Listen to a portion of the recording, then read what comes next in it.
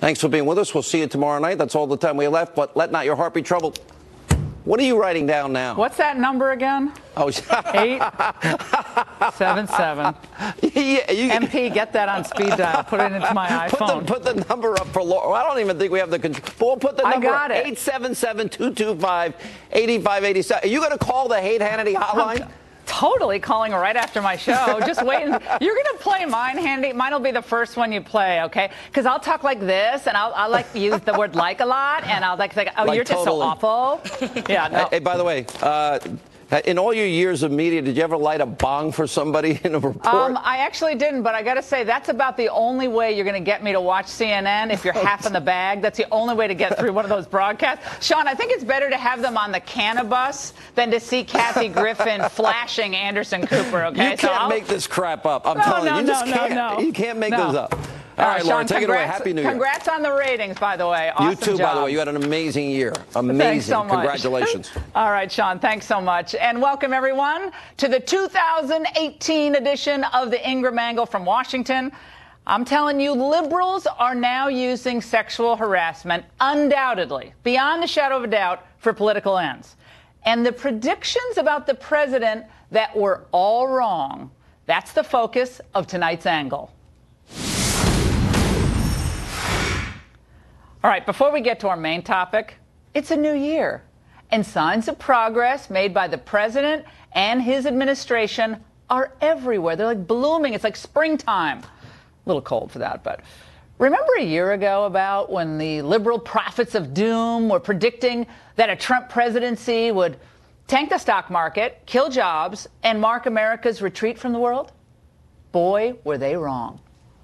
And a year later, even the New York Times is grudgingly admitting that due to Trump's regulatory rollback, business leaders are now awash in a wave of optimism, manifesting in, quote, investment in new plants, equipment, and factory upgrades that bolster economic growth. Hallelujah. Well, forecasters are now readjusting their projections for the year upward. Good. It doesn't always seem like it's downward, but this is now upward with Trump. And today's Wall Street Journal, above the fold, reported that wages are rising double the national average in areas with some low unemployment. After years of stagnant wages, cities like Denver, Minneapolis, Fort Myers, and Austin are seeing paychecks start to swell. That's really good news. Here's my prediction. As Trump policies and the tax cuts settle into the country, our economic news is only going to get brighter in 2018. It's only 2 days in, and it truly already feels like a Happy New Year.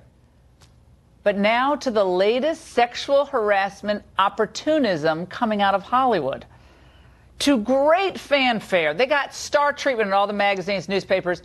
A group of 300 female power players in Hollywood announced what they're calling the Time's Up initiative. It's an effort to fight sexual harassment and other gender issues across the country and in the entertainment industry itself.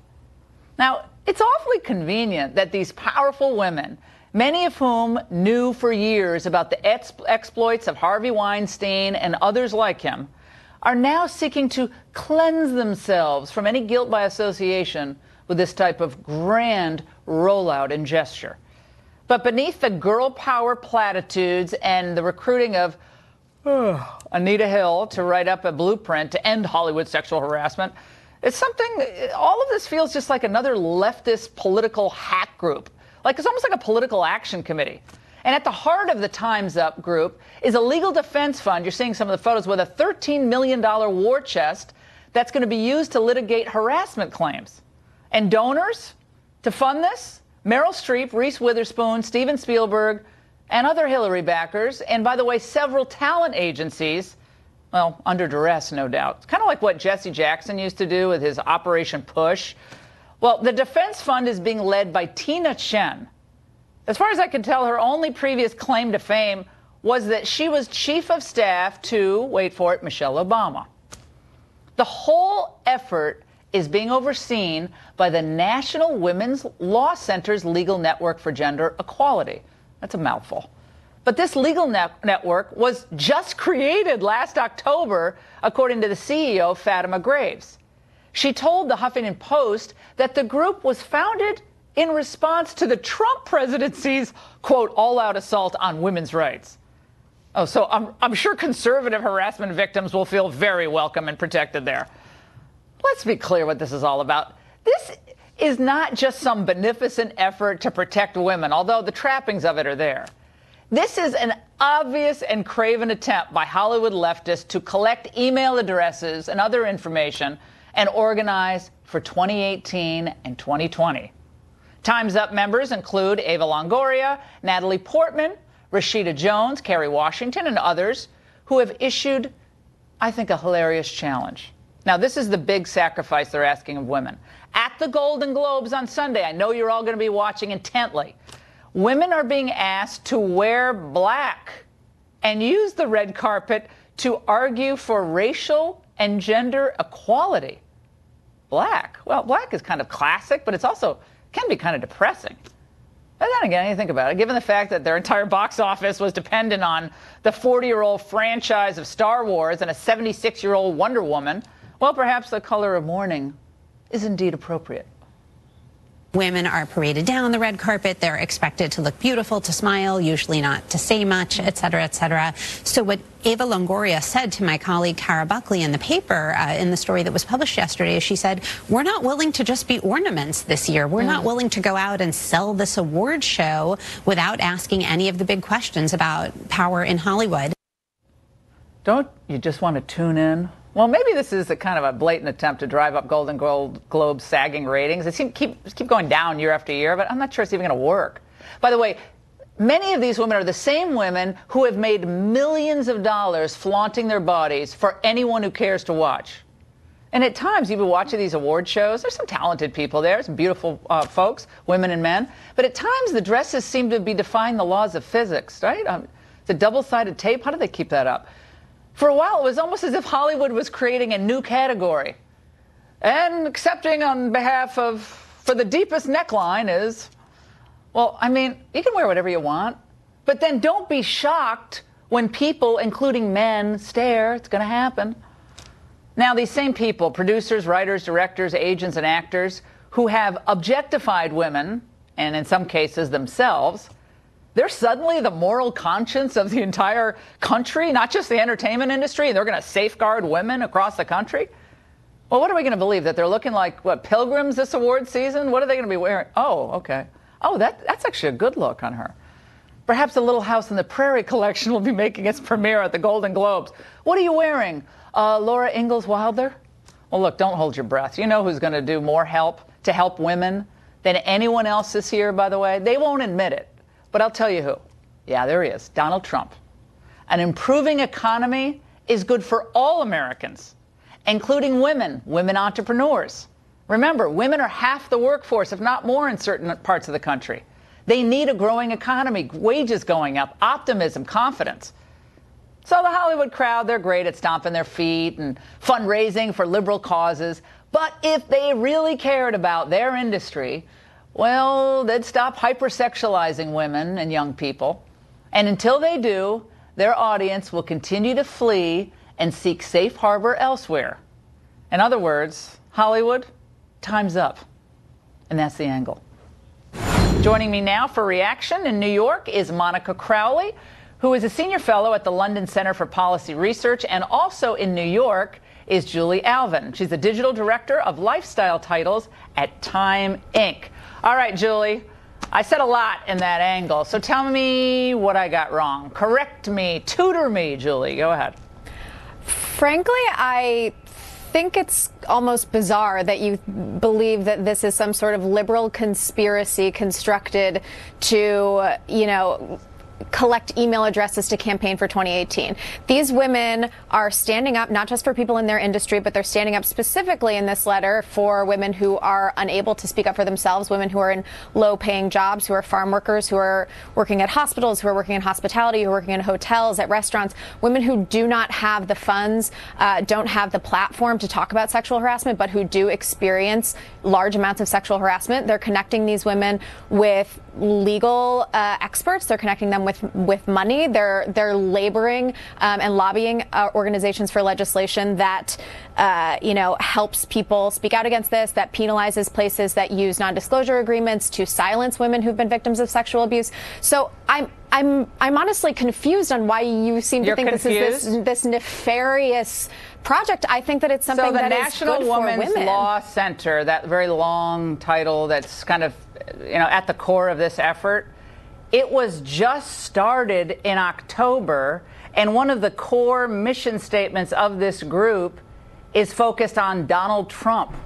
You don't think that lends some political taint to the otherwise, laudable goal of protecting women in the workforce? This from an industry that has made millions and millions of dollars hypersexualizing women, taking advantage of young women who are naive and frankly ignorant of the way men could be and are oftentimes in the workplace. Now suddenly they get millions of dollars for an organization that's populated by all liberal actresses, as far as I can tell. And we're supposed to believe, they've just found their moral conscience on this? I mean, it doesn't even pass a straight face test. Not bizarre. It's totally logical that that's what this group would be about when they focused on Trump right in the beginning.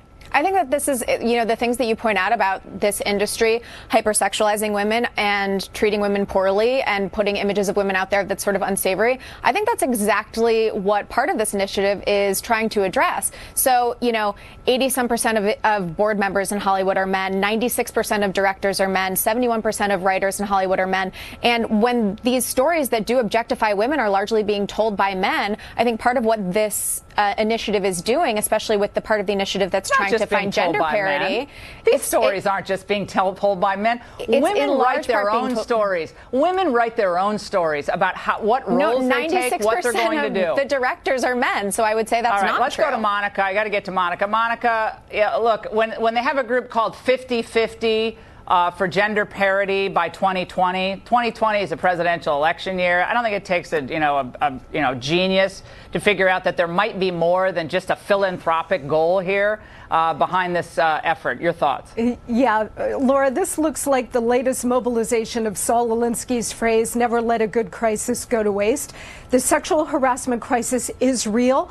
Women do suffer at the hands of superiors and men across every industry, as we have seen. But what we have just seen here in the last couple of weeks, and certainly with these latest two groups, is an effort by the left to take this genuine crisis and hijack it into two directions. One, in this liberal left-wing direction, and more specifically, to have women that now supplant men in positions of power and authority. If women genuinely deserve those positions, more power to them. But if they don't, if this is just going to amount to yet another quota system, then we have a problem. The other direction that this is being mobilized in, Laura, is the direction of Donald Trump. In many ways, the accusers of Donald Trump in late October of last year, right before the election, that in a way was ahead of its time, right before the Harvey Weinstein story broke all of this wide open. What they want to do is make those accusers relevant again. They are going to try to reanimate this whole thing in order to target Donald Trump. This is about Trump. Monica and Joe. I think you guys are the only ones trying to politicize this. Guys, we got to get into another issue, and I want to explore something else with you and show you how this type of thing can manifest itself. The big dollars being raised, big bucks being dedicated to derailing the Trump presidency is what I'm saying about with this charges of sexual misconduct. This happened shortly before the election. On New Year's Eve, the New York Times reported that Hillary Clinton backers David Brock and Susie Tompkins Bell gave $700,000 to Lisa Bloom's law firm. Now, that money was to support any woman who would come forward with allegations against candidate Trump. But not one woman took the offer. What does that tell you, Julie? Is there any political taint with that money coming from Hillary's good friend, David Brock? I understand where you're coming from in this. I certainly don't like the idea of exploiting or specifically going after digging up that sort of dirt in order to, for political means. That said, it's not like this money was supposed to go directly towards those people who potentially may be making accusations. This was money to go towards relocation expenses, towards legal fees, towards concrete things like that. And, again, I don't like the idea of sort of trying to dig and potentially exploit people who have legitimately been sexually harassed or abused, but there is evidence that, there have been lots of allegations against Donald Trump for sexual harassment. He's spoken openly himself about touching women in a sexual manner without their consent. And so there's concern there. There's smoke. And I think that, there are women out there who have been mistreated by Donald Trump. And I think that our country deserves to know about that. So David Brock is a longtime pal of Hillary's, runs all these, groups that support Hillary Clinton and others. He was at one time a conservative. He wrote a book exposing Anita Hill. And now it's pretty ironic, is it not, Monica, that Anita Hill is brought in by Hollywood to oversee this effort to, I guess, expunge all sexual bias from Hollywood, or at least try to. I agree with you, Monica, what you said. There are men in positions of power, abuse their positions, and take advantage of young women especially who need an opportunity. There is also a political element running right through this, as most of the people recently accused, most, not all, have been people on the left. And that's just a fact. And all these Hollywood people who have been accused, I don't think there's one. Is there one conservative? I don't know. Maybe there's one or two people. But most of these people happen to be Democrats. That's another reason I think this movement has been broadened out leading up to 2020. You can close it out. Well, in this story on Brock and this money that went into Lisa Bloom's firm, Lisa Bloom, the so-called champion of women and women's rights, right? We are seeing a weaponization of sexual harassment, which I think is a genuine tragedy, Laura, because there are real cases. And the real women who have been victimized by this kind of bad behavior are now going to have their credibility fall into greater question, whether or not Lisa Bloom or some of these other political activists are by their side. And that's the real tragedy here. All right, ladies. And by the way, CNN ended the year on this ridiculous high note. Hannity alluded to earlier. A reporter marveling about the ways to get legally high in a pot den. You guys see that? And I'm taking heat. By the way, I'm taking heat from the media after calling them all out. This one is one you're going to want to stick around to. Stay there.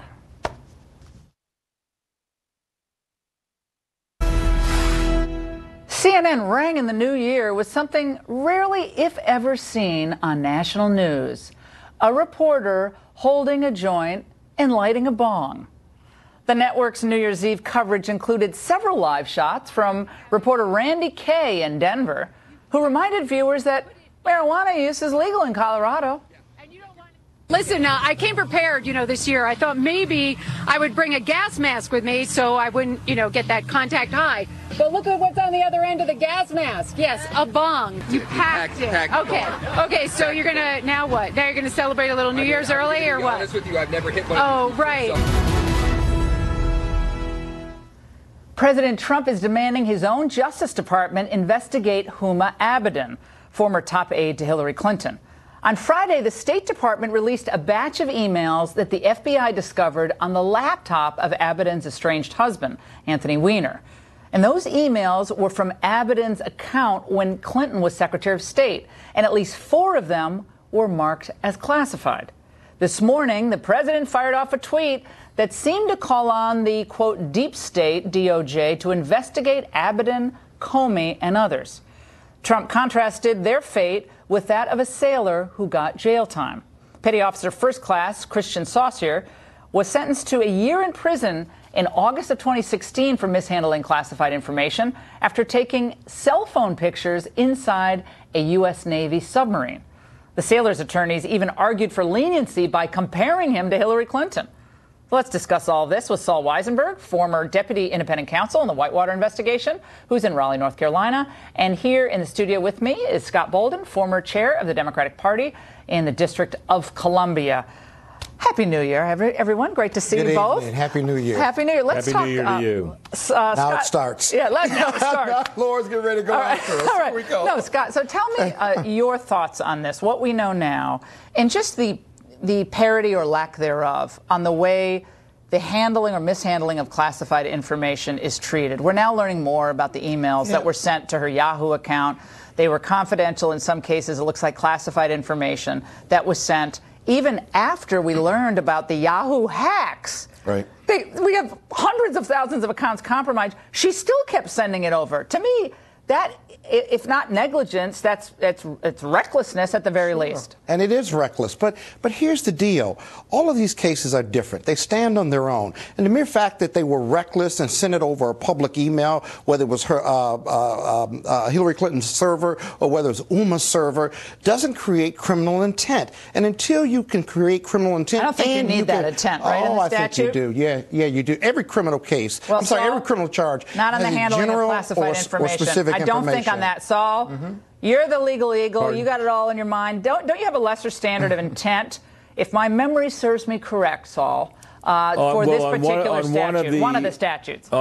On one of the statutes, as we now know, gross negligence is all that is required. But really the key to me, it is very difficult to compare military cases to the case of Secretary Clinton and Miss Abbott. But the key is really how I wouldn't look so much at the outcome, the different outcomes, but how was the email investigation of Mrs. Clinton and her entourage conducted? And we absolutely know now that it was really an abysmal and disgraceful investigation conducted not in the normal way. And that's very, very troubling to me. Well, listen, here's the deal. Whether it's gross negligence or general intent, these investigations are very different. If you compare Hillary Clinton's investigation to the other investigations, there are lots of, I'm a former prosecutor, there are people in the office who would agree with any criminal prosecution, and that's why you have more than one person looking at the case, and then ultimately one person has to make that decision. Let me share with you what John Solomon reported tonight on the Hill. The piece says congressional investigators find irregularities in FBI's handling of Clinton email case. The evidence includes passages in FBI documents, gentlemen, stating that the sheer volume of classified information that flowed through Clinton's insecure emails was proof of criminality, as well as an admission of false statements by one of the key witnesses in the case, according to investigators. It goes on and on. But that's one investigator's opinion. Well, and there are a lot of opinions as part of an investigation. There's one decision maker, whether it was Comey or whoever headed up the investigation. Or Peter Strzok. Listen, no, not at all. Don't go there. That's a ghost of Christmas past, Peter Strzok. Here's the deal. They can have their opinion, and they're supposed to have any investigation will have differences of opinion. It doesn't mean that the case has to be reinvestigated, reprosecuted, or relooked at, because DOJ is not a political animal. It's an independent agency that stands for justice. No one owns it other than the people of the United States. How would you reinvestigate this? And by the way, all those cases that you bring up that are, quote, comparable, they're not comparable. Those individuals had no business with the information. They did other crimes like computer crimes. Taking a photo inside a submarine, goes to jail for a year. Yeah, and you know where Abbott and Hillary destroy emails, and they walked scot-free. He found his phone, and you know where they found the pictures? In a dump in his not in his backyard, right, but in some jurisdiction. But do you think we were lucky to even get that back? He didn't have any intent. And then he lied about it, and he covered it up. Well, he didn't have. Hillary Clinton didn't do any of that. You may not like the investigation. So the fact that they destroyed all these emails, the fact that they were only speaking to investigators if they got immunity. If somebody destroyed them, so be it. Saul, does the sheer volume here of these emails that cross the transom from into a Yahoo account, does that tell you anything more about intent here? Then I want to get into some of what's happening with the president's tweets, but very quickly on that point. It's a piece that goes into the decision on intent. But, you know, Scott said something interesting, that the DOJ is not a political organization. The DOJ at the highest levels and the FBI at the highest levels under the Obama administration was highly political, and the Clinton email investigation was a farce. Anybody, and Scott knows this, he's not talking about this, he's a former prosecutor like I was. I'll be more than happy to talk about it. Anybody who knows anything about how the Department of Justice does investigations can point to 7, 8, 9 things in the Clinton email investigation, numerous things that keep coming out that were not by the book, that are deeply troubling. You do not give immunity to people when you don't need to, when you can subpoena their documents. They were handed out not It's immunity. their You discretion. do not give You may not like the immunity. result. Okay, we're but almost you out of can't time. attack it. But what? You don't well, got. first of all, You we do can not give attack it. compare. Well, you can politically. Compare that. hold on. Compare that to Michael Flynn. Wait, compare what they did to what happened to Michael Flynn. And I don't defend Michael Flynn, but he told he told a barely material lie, and he gets a felony. And they have a computer person who they knew had obstructed justice, and then gave him immunity so that he could tell them how he obstructed justice. All right, And you gentlemen, have to keep something in discretion. Talk about discretion. Yeah, to be continued, gentlemen. They've got it. And by the way, they were handing out immunity deals like this is like popcorn And this justice flying system around will the do room. the same. They were. Yeah, well, They're doing it's the same. pathetic. And by the It's and by the- pathetic, and by Scott, the you way, know it's pathetic. Happy I may not agree with it, but that's Happy the New power Year. of discretion. Happy New Year. Is this a Happy New Year so far in the Ingraham angle? And by the way, gentlemen, I have a question. Can protesters actually topple that repressive regime in Iran? You think it's repressive here sometimes? No. And Trump's message tonight to North Korea's rocket man, Bolton, next. President Trump is strongly supporting the freedom-seeking protesters who are flooding the streets of Iran for the 6th straight day after Obama essentially gave them the cold shoulder back in 2009.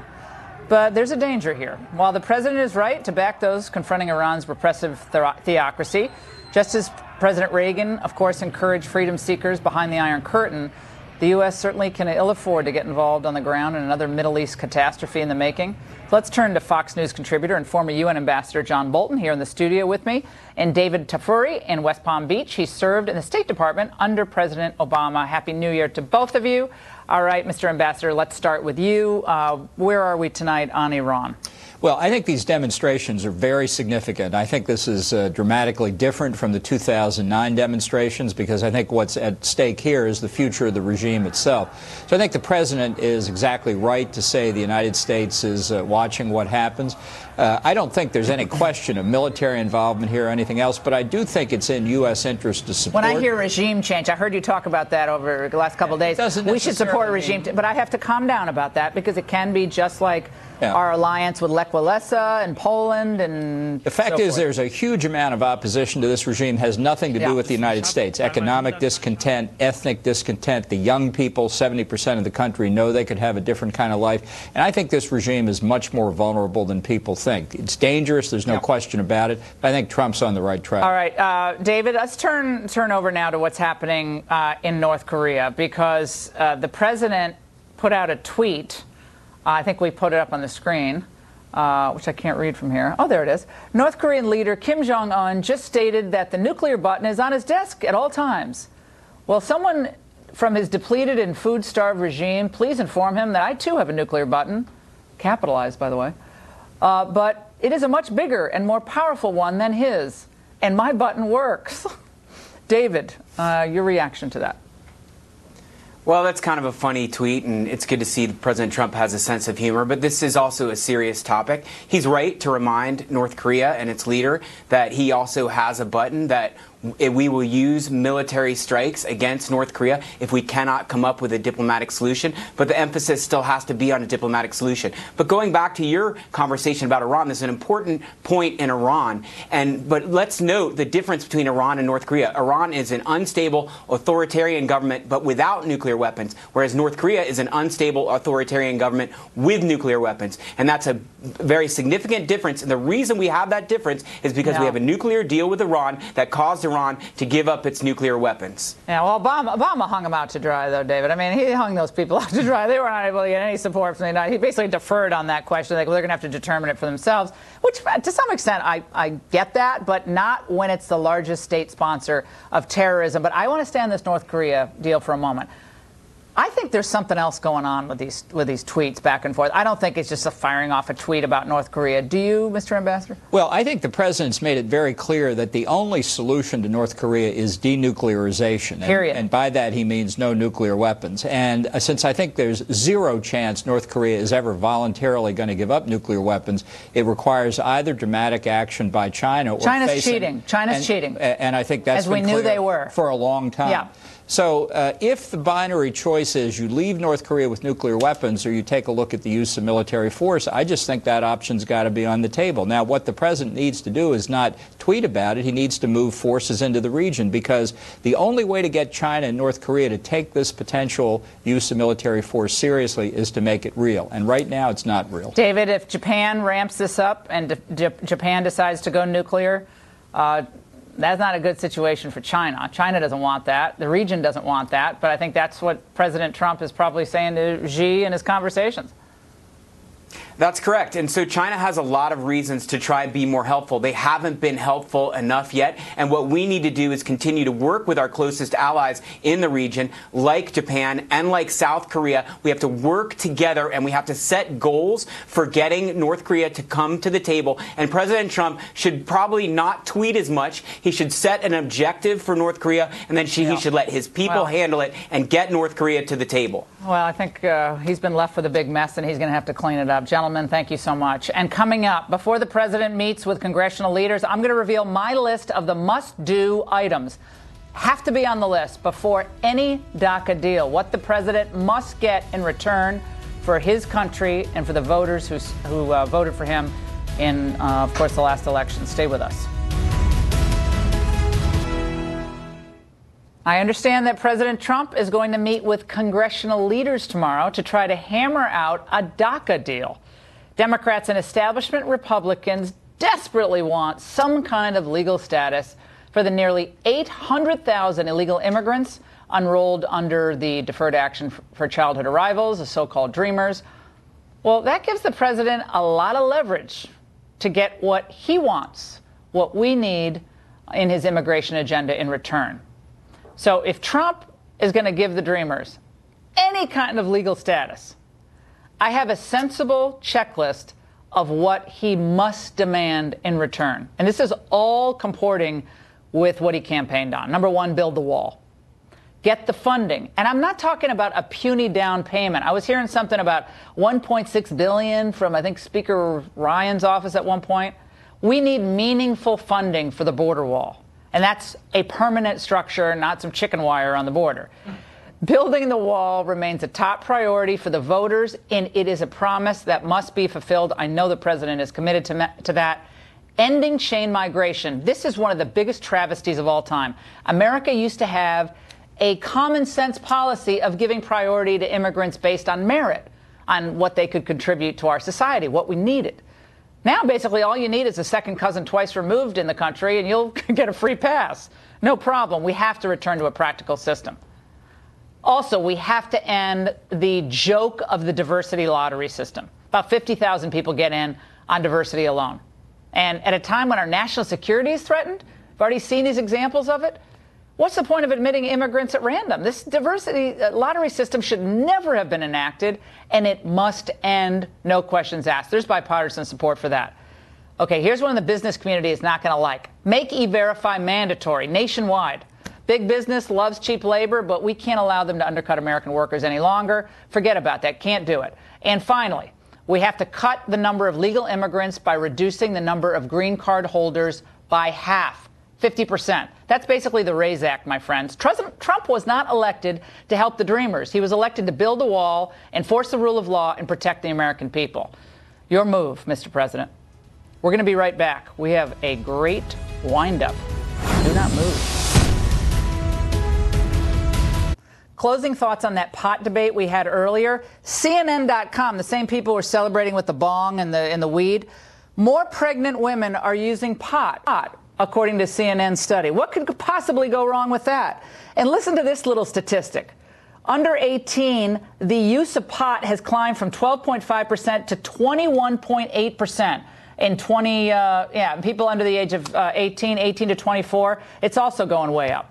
So CNN celebrating with pot on New Year's Eve, and they're the ones who put this story out. I mean, come on, guys. This is nothing can be wrong for the baby or the mother with increased pot use for pregnant women. Well, that's all the time we have for tonight. Shannon Bream is back to take things from here. I'm delighted to see her. Miss Shannon, Happy New Year. And Happy New Year to you as well. This is a drug-free zone, Laura. Here's what we have coming up tonight.